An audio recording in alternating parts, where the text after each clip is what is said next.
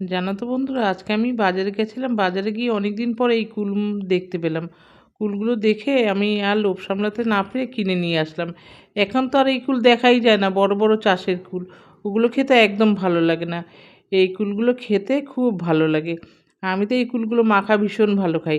তারপরে বোটাগুলো ছাড়িয়ে ভালো করে ধুয়ে নিয়ে এরকম করে হামাল দিস্তায় থেতো করে নিলাম। দেখো, সমস্ত কুলগুলো আমি এইভাবে থেতো করে নিয়েছি। তারপরে এর মধ্যে বিট লবণ দিয়ে দেবো একটু, আর চিনি দিয়ে দেবো, আর কাঁচা লঙ্কা কুচি আর ধনে পাতা দিয়ে ভালো করে চটকে চটকে মেখে নেব কুলগুলো। যা দারুণ হয়েছিল না মাখাটা, তোমাদের কি বলবো। আমার তো এখন দেখে এখনও জিভের জল চলে আসছে।